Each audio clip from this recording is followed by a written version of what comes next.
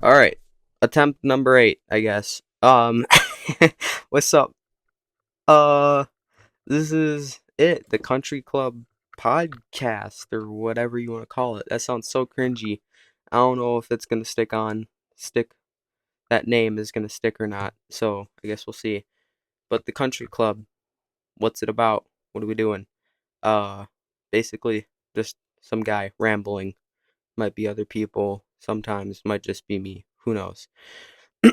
Rambling's what I do.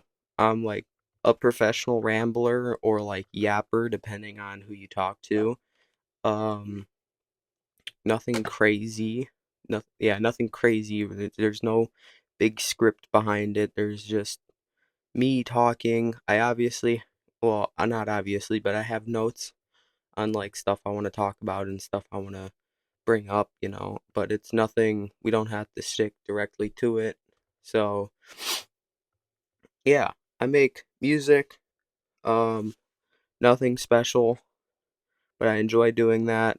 Um, do a little bit of art. That's just a little bit about me. I do a little bit of art. I make music. I'm in the process of writing a book.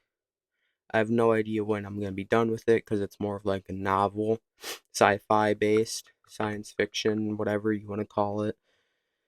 Um, I guess that's it. That's like my little elevator pitch. Um, this is something I've always really wanted to do.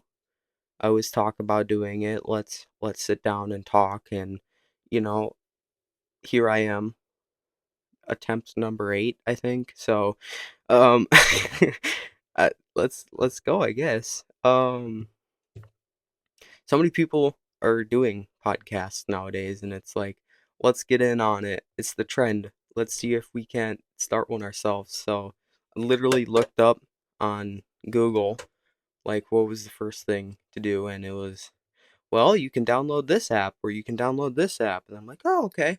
Simple enough. And, it looks simple. And it's like, oh, what am I going to record on? So I had to find a recording app.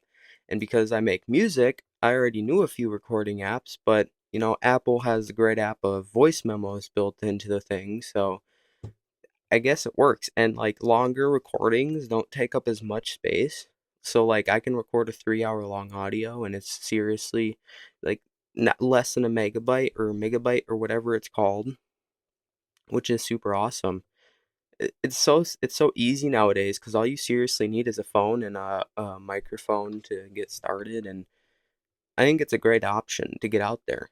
So many people listen to podcasts. There's like 3 million podcasts out there, and it's freaking great, I guess. The other thing is, what else? What else is there? Like that was like the first little topic, get the elevator pitch out, what the show is about, this and that. Why do podcasts why do they work so well? I mean, why do podcasts work so well? I think we kind of answered that already. I mean, it's more of like people just talking, having a real conversation, and it's not some big freaking corporation behind it, and it's not this, that guy on the camera, guy on the lights. It's just you, somebody else, or you by yourself sitting down having a conversation. I mean, simple as that.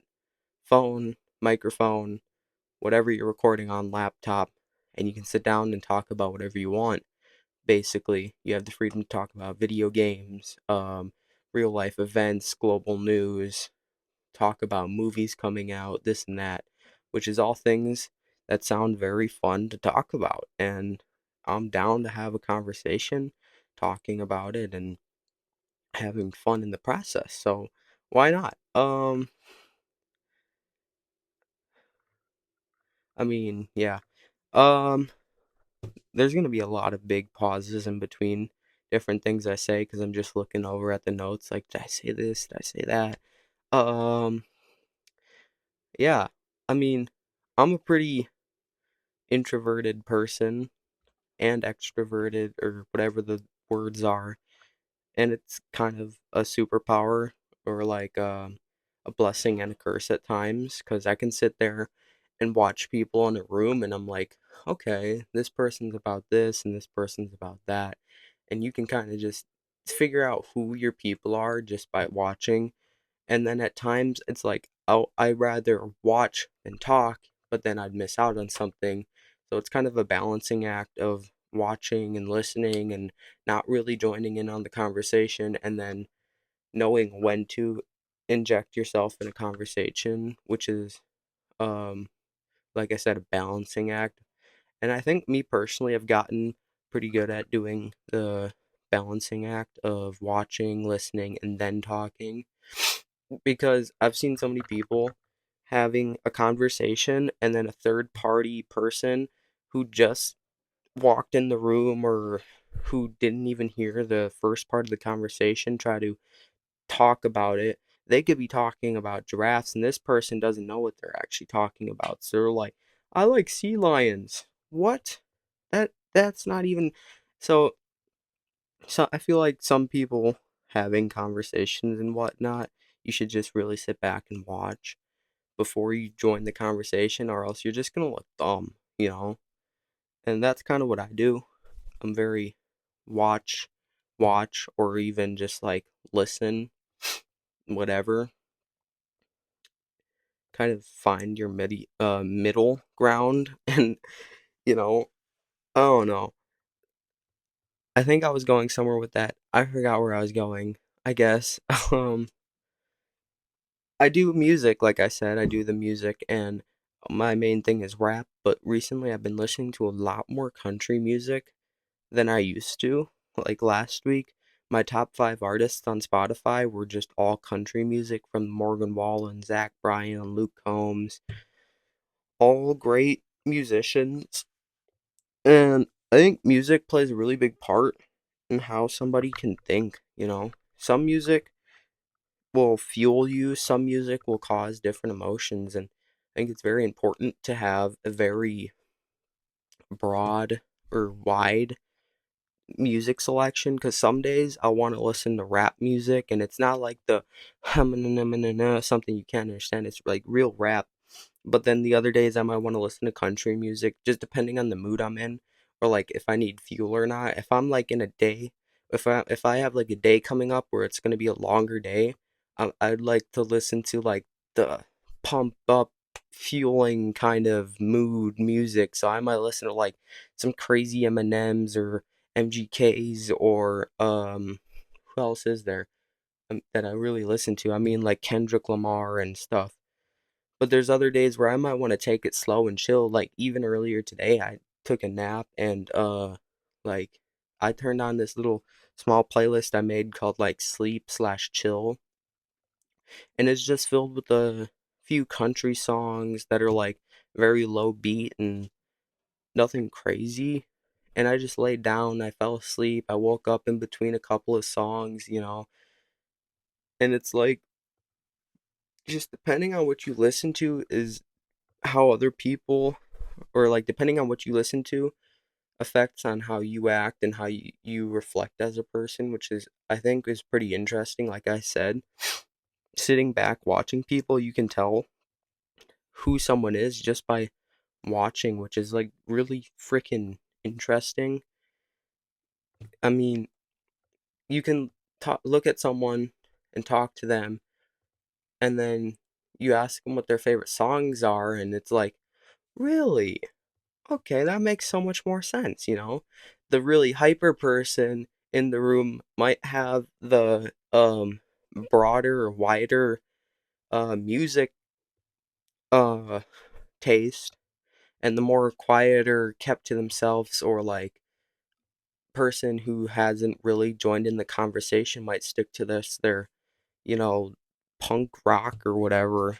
And there's nothing wrong with that. I'm just saying, if you have a broader music taste or whatever, you can you unlock so many different more moods that you didn't know you had.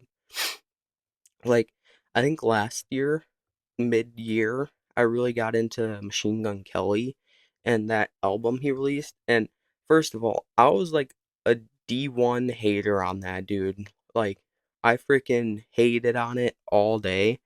And then I listened to it. Like, I really listened to it from a music standpoint and not like a hater standpoint.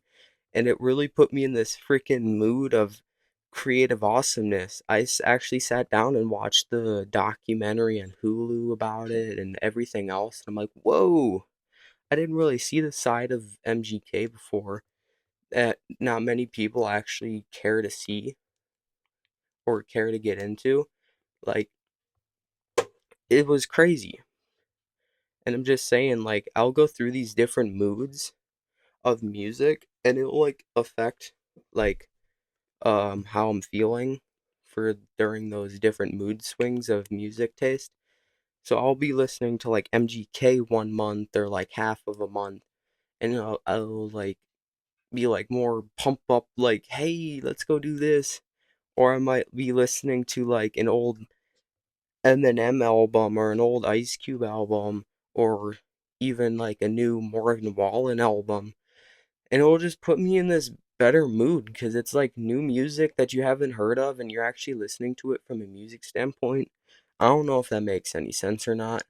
Kind of makes sense to me, like listening to your own music sounds fun and all, but actually get out there and listen to the music from like a music standpoint and not like a, oh, this is a person, whoa, they suck. I don't like them. No, no, no. Listen to the beat, the melody, the flow, the lyrics, and don't listen to the artist. You just get lost in the music.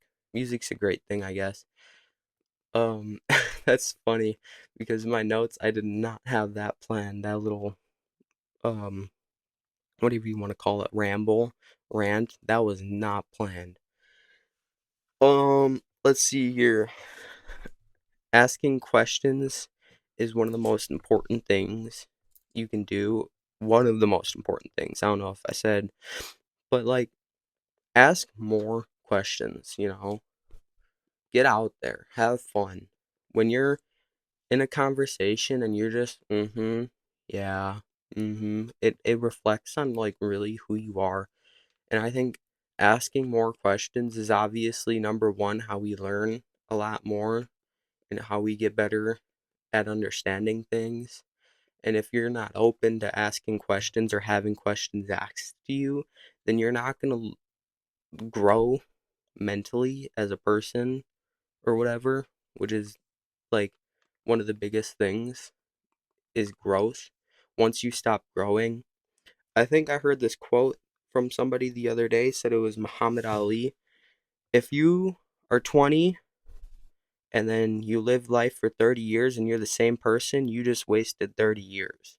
If your mind doesn't shift or whatnot or change on different opinions or subjects, then you haven't learned anything. I mean, I came up with this quote the other day. It was learn, you have to love to learn before you can learn to love, and it makes so much sense when you break it down. It's like, whoa, think about that for a minute. You have to love to learn before you can learn to love. If you can't love to learn, then how are you going to learn to love? And I guess that could be taken out in so many different aspects, and you have to really think about it. I don't know. I love quotes. I love quoting people. I love learning numbers and stuff, I guess. And if I keep doing this thing, you'll learn that about me is numbers and quoting and just learning things is me. That's what I do. I love to learn things. I just gave like the biggest pep talk in the world. Like, hey bud, get over here. Let's talk. That's I did not mean to do that. So let's kind of get back on track. Um, I mean, I already covered this topic. Uh, I guess we could talk about that. I stopped at like 7 subjects, thinking that would be good. But yeah. The other thing is building on how asking questions is one of the most important things. Finding happiness inside yourself before looking into other people is a very important thing. And like it kind of goes back to the music thing. If you like music as much as I do, you can find happiness in music, which I guess can be considered finding happiness inside yourself. But find happiness in the things of life before you try looking for happiness in other people. You have to learn how to be happy yourself before somebody else can make you happy. Because then you'll have this messed up perspective on how happiness works and this and that. And I don't know. This feels so recycled to say, but it's just what's going on right now in my head, I guess, is just that. Um, let's see, technology products, conspiracy theory. I have this list, and it's just everything that I would want to talk about if it comes up, like work ethic among younger generation, nutrition, technology slash product, conspiracy theories, lifestyle, storytelling, cooking, just so many things. So many things. I don't know. I feel like I should have written down more things to talk about, but for first episode, I guess we're doing decent. What else is there to talk about? I mean, hold on. Mr. Kitty, come here, little baby. The kitty wants to be in here and talk to people, I guess. Say hello. Say hello. No? Okay. He's shy right now. What else is there to talk about? We covered a few things already. I guess all the same kind of. I feel like podcasts have had such a big impact in the world, not only in like politics, but like cultural opinions or like culture in general, depending on like where you come from. And it teaches so much that you can't really just learn from like being in a classroom.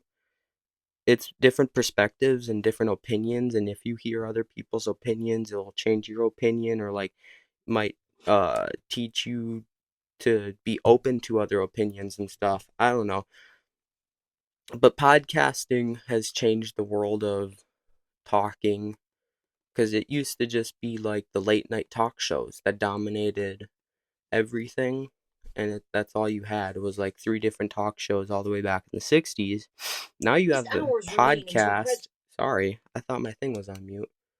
But now you have podcasts where you can sit down and listen to somebody from I don't know, let's say Canada, sit there and talk about their perspective on something, and then you could sit down and talk to somebody all the way in Florida or all the way in the UK or whatever and hear their thoughts behind something. And I think it's one of the greatest things ever, you know. Podcasting, whether it's short form or long form, you always get something out of it, you know. As long as the person knows what they're doing and knows how to talk to people, you always take something away from it. Whether you're sitting there and listening for 10 minutes or the podcast goes on for 5 hours, you're going to get something out of it because it's always people from different walks of life telling stories, telling life experience. That's just something you can't look up unless it's a podcast, you know? You also get to hear real people talking, not just script you get on TV or whatever. You get to hear real people talking, whether it's your favorite actor, whether it's a basketball player, a football player, an ex-politician, a current politician. You get to hear the real raw version. And the only reason you know it's real and raw is because they don't get handed a script. You just go off and you sit there and you're like, okay, let's talk about it. And it's me personally, I think it's one of the most important things in the United States and in the world right now is podcast. Without podcast, there would be less people talking. Definitely in my generation, there would be less people actually willing to sit down and have a conversation if it weren't for podcast because they're so hooked on the short form content, watching the 7 minute clip or the 7 second clip of some dude diving off of a building into some water and whoa, let me light that. No, no, no. Let's sit down. Let's talk about how this dude got to the point where he could jump off a building into some water and actually know what he's doing.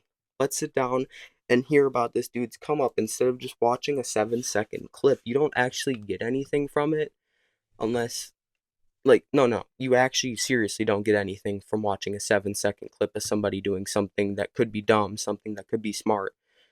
You get like a hit of dopamine and that's it in your brain. That no. Let's sit down and have real conversations. And that's the best part about podcasting. Cuz if my friends say if podcasts didn't exist, my friends, we would just be all texting all the time. But instead, we actually sit down and have meaningful conversations with each other talking about like global politics or like something that happened in the news or even something small like a video game update instead of sitting online hating, arguing, talking. I think podcasts have brought us together more as a generation because honestly, I don't know why. So never mind, scratch the because.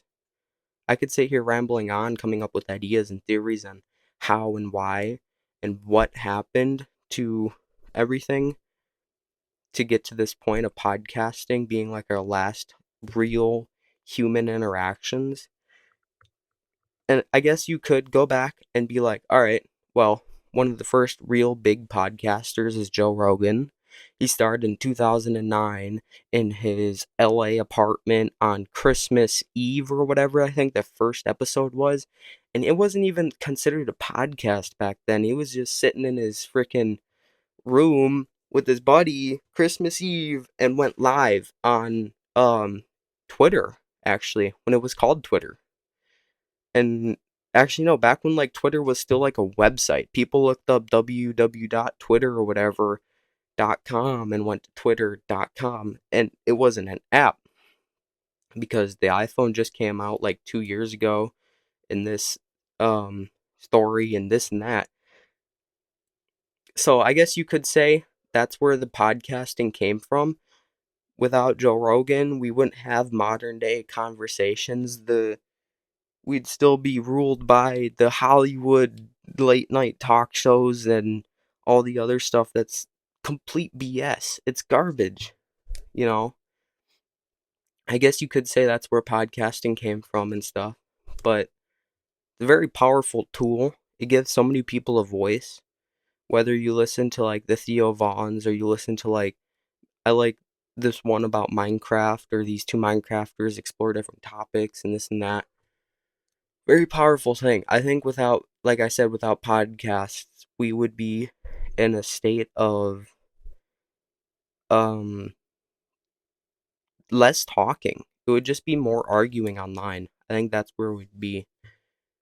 But like I said, I can sit down and have a genuine 2-hour conversation about something that may or may not have importance, that may or may not change their thought process or change the world. But the simple fact that we can sit down and have a human to human conversation is awesome because you go back like 5, 10 years ago when Joe Rogan was kind of just taking off, like 5 years ago, Joe Rogan went freaking bananas, like he blew up. Nobody was having conversations because 5 years ago we were all still inside our houses from COVID and arguing online all the time. And then here comes a Joe Rogan or a Theo Vaughn or Bobby Lee or whatever it is, sitting down, talking to people, having real conversations. It's like so funny to think about that this is the main problem.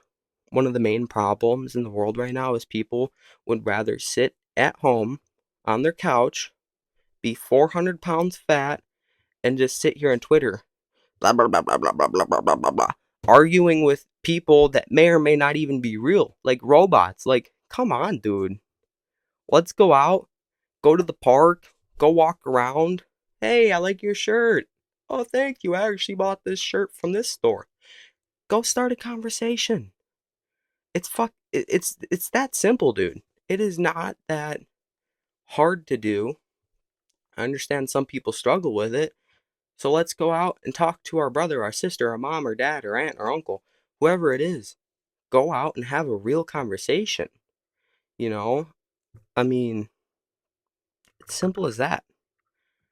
If we wouldn't have if we if what am I going here? Hold on. What am I talking about here? If we wouldn't go out and have conversations, the human race would collapse. I mean, think about it. Every major invention, every major milestone we've crossed is because of conversation and learning and hearing different perspectives. Like certain questions have shaped the way we think about things. There was one famous scientist that said something about what did he say? He said space is so big, where are the aliens? And that sparked a multi-decade research thing that could have never happened without having simple conversations. And I think my generation is struggling with that because, like I said, they'd rather sit at home with the headset on, eating Dorito chips, talking crap on the internet. Like, no, I don't understand how people find that very entertaining. I'd rather go out and actually talk to somebody than sit at home commenting some silly stuff and then having a robot comment back or having someone that doesn't care comment back something stupid. And then you get fed garbage through an algorithm that doesn't actually care. They just want your click, your view. They want to sell your data. One of the most valuable things nowadays. They want to sell your data to people so you can just stay at home, not do anything, not have real conversations, you know? And it's garbage.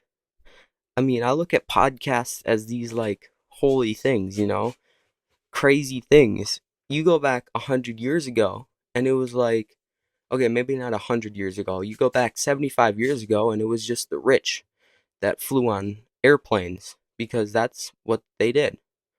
And people are like, "Ooh, I'd love to fly on an airplane someday," or like nowadays, "Ooh, I'd love to go to Paris. I would love to travel the world." And honest, what was I talking about? People back then talking about how they'd want to fly an air or be in an airplane. People nowadays, that's kind of how I look at podcasts. Is I would love to sit down and have a conversation with as many people as possible.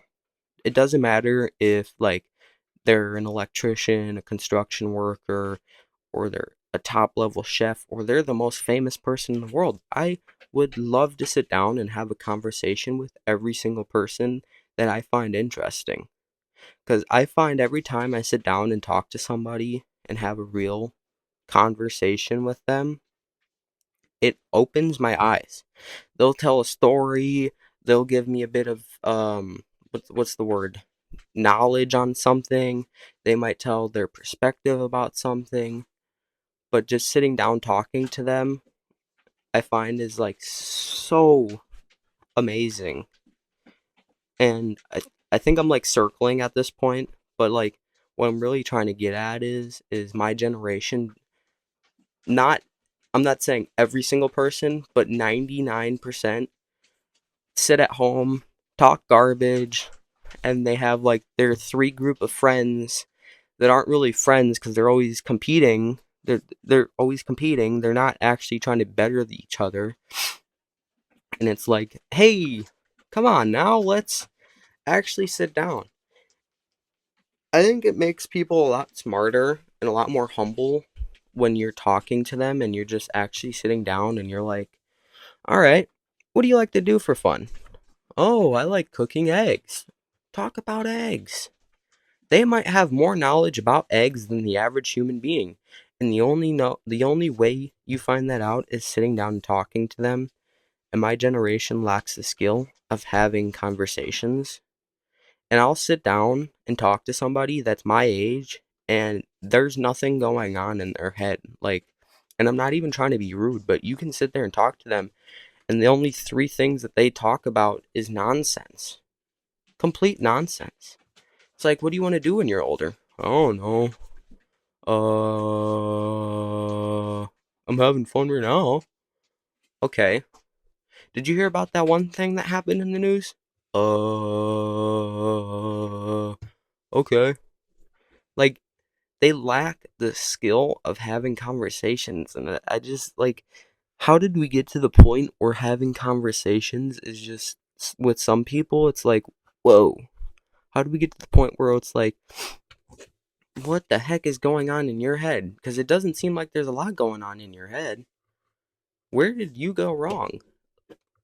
You know, it's kind of funny. Uh, kind of funny, kind of sad. It's like, yeah.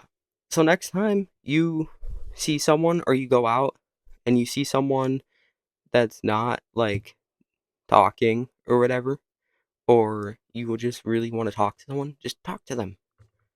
Hey, how's your day going? Oh, that's nice. What about this weather? Oh, yeah, the weather's nice. The weather's nice. What are you up to? Oh, I'm just admiring the view. Sit down and have a talk with them about the view. See, I really like that tree over there. That tree has so much character. You see the branches and the way they grew, and the tree has just the right amount of twist, and you can see that it happened over many years. And you're like, oh, I didn't know that you could get that deep about a tree. So you look at the tree to the right of you, and you're like, oh, okay. Now, what do you see about this tree? And the person will ramble on. The leaves are different shapes, and it's a different tree, and this tree is different because it's taller. It's unique. And then you sit there, and there's a whole part of your brain that gets turned on that most people don't have turned on in their head anymore. And it's stimulating. It's stimulating to sit down and talk about trees. Or it's stimulating to sit down and talk about Hot Wheels cars. Some Everyone has like a passion. And it might be different from yours or hers or his, but it's their passion, but they don't know how to put it on paper and they don't know how to talk about it. So just let somebody ramble. Obviously, my passion is rambling right here about people's passions, but it's kind of interesting. And I think the only way that people can get their talkative skills back is through talking. Practice makes perfect. So let's talk about bacon, or let's talk about cows or pigs or why barns are red. Let's sit down and have a meaningful conversation about your favorite musician and who they've worked with. Let's sit down and have a conversation. It can literally be about TikTok videos. Sit down and talk to somebody, and then maybe you chime in the conversation with one of your interests. Hey, I really like bouncy balls. Oh, I saw a video about bouncy balls one time on TikTok. Yeah, what was the video? Well, they were saying bouncy balls don't actually bounce. And then you can have a real conversation with them. Get out and have a freaking conversation. It's that simple. I don't know why I'm rambling about conversations. I guess that really plays a big part too. Here's one of my talking points. Talking point number 1. If you don't have talkative skills, you're not going to have a good, decent work ethic. That's simple. People in my generation don't understand the value of a dollar. They don't understand how to make a dollar. And they just lack simple knowledge. And some people are going to pass the blame on this or that, or, oh, it's their fault. The simple fact is, we're in an age of where you can look anything up. You want to learn how to fix a freaking car? Go to YouTube. You want to learn how to divide the mass of space by the volume of your room or whatever? Dude, put it into a freaking AI bot and it'll break it down for you. So you have to take this number and put that number there, and you have to multiply that number by the sum of this number. Do it. People in my generation especially lack the work ethic, and I honestly sometimes wonder why that is, because I could sit here working circles around certain people just because they don't know what the heck, how to make a dollar and what working really is. Get your body moving a little bit, huh? They're all handed stuff. They don't know going out and getting their $300 pairs of shoes may have took someone 5 hours of their life to make the simple dollar, and for that they lack the simple knowledge of knowing how hard work works in your favor and how hard work is perfect, and how, well, not hard work is perfect, how hard work can get you the things you want. Most people sit around, like that I know, sitting here complaining and passing the blame on other people when it's just them. It's like, oh man, I have no money. Well, you didn't get up, go out and try and find a job today. You didn't get up, go out and make money today. That's on you. It's not person A's fault, or it's not person B's fault. It's your fault. Accept the responsibility of not of accept the responsibility that it's your fault. And then take that and figure out what you can do to fix that. I mean, that's a starting point to get your work ethic back in order. It's like so many people lack the simple knowledge of how to make money, the value of money. Most people think money just grows on trees. Not literally, but in their mind, they're like, oh, money just comes out of my parents' pocket. Dad, can I have $80? And I don't know why the parents are freaking giving their son or daughter or whatever $80, but then they get the $80 and they're like, oh, well, I need another 80. And then there goes another 80 in their son's or daughter's hand, and, well, I need another 80. They don't understand that $80, or now 100 or $220 or whatever it is now, actually had to have been worked for. They get it handed to them. Um, and me personally, I think that's a big problem because, I mean, obviously AI is going to sit there wiping out jobs, but then what are you going to do when you have no life skills? Um, you're going to be there 70 years old or whatever, getting everything handed to you, but then the power goes out and you don't know what to do. The power goes out and you're like, hold on, let me look it up on Google. All because you didn't get taught how to make money, you didn't get taught how to use your hands, you didn't get taught how to do A, B, or C. The power goes out, and, well, what do you do? What do I do? Do I sit here and wait for somebody to tell me what to do? No, no, no. The power goes out. Here's what you do. And the only way you know what to do with if the power goes out, or if what's another good example? You, Simple skills on how to go grocery shopping.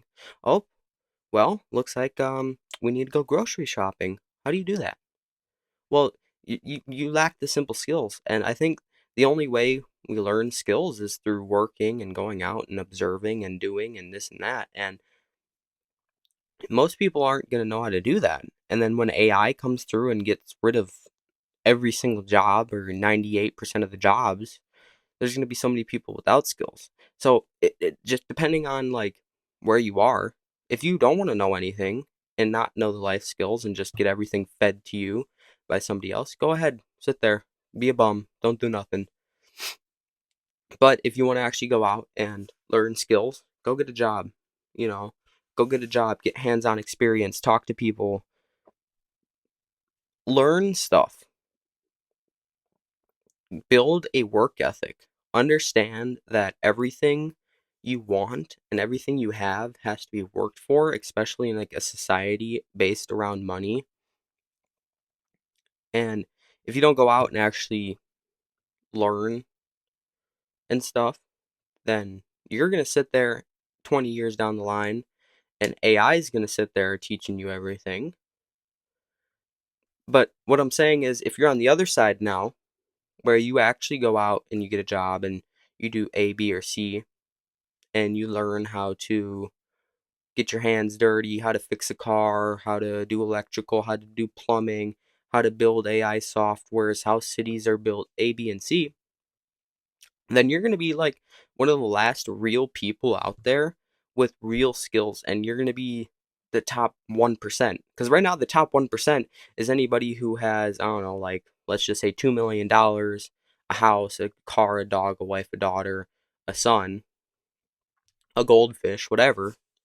But that's going to be everyone 20 years down the road. Everyone's going to have a wife, a daughter, a son, goldfish, their golden retriever dog, and they're all going to be living in subdivisions, not knowing how to do anything because you're getting a monthly paycheck from super high universal basic income or whatever, and this and that, and you're just going to feel useless.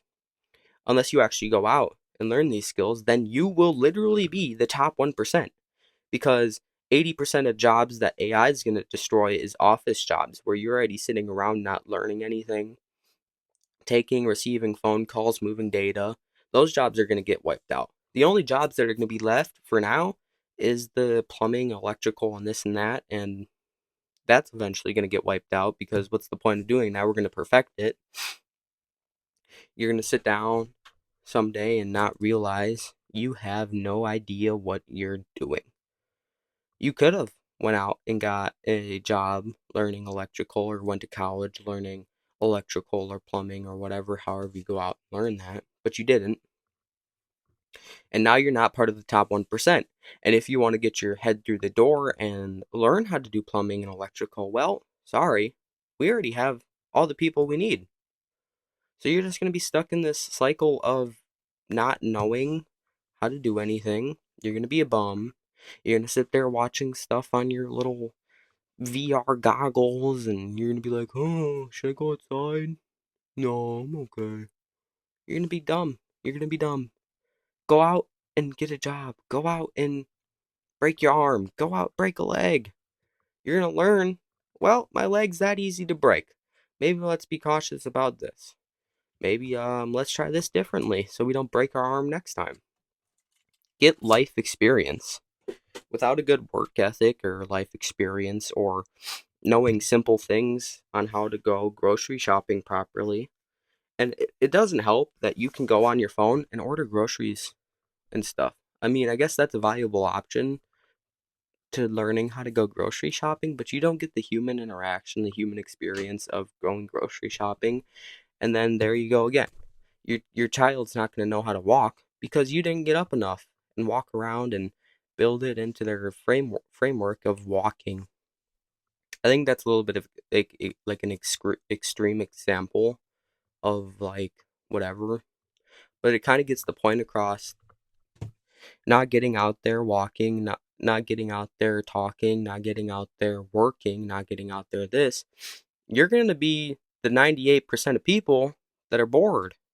You're going to sit at home and be like, which video game do I want to play today? Well, I already played every single video game because I can already do that. You're not going to, well, the top 1% are out there. All right, well, today we're going to go build a house. Today we're going to go, install some windows. Today we're gonna go out and what are we gonna do today? You know, you're gonna be able to ask yourself, what are we gonna do today? If you actually go out and do these things and learn how to do A, B, and C. Otherwise, you know, I don't know, man. Come on, just don't be lazy. Don't be a bum. That's simple as that. You know, get out, talk to people, get out, have fun, get out, do this. Don't sit at home all the time arguing with robots on your phone, you know. Yeah. Be you, be interesting, have fun. I mean, that's simple as that. I think right around 45 minutes or so is long enough time for whatever. Basically, this is the thing.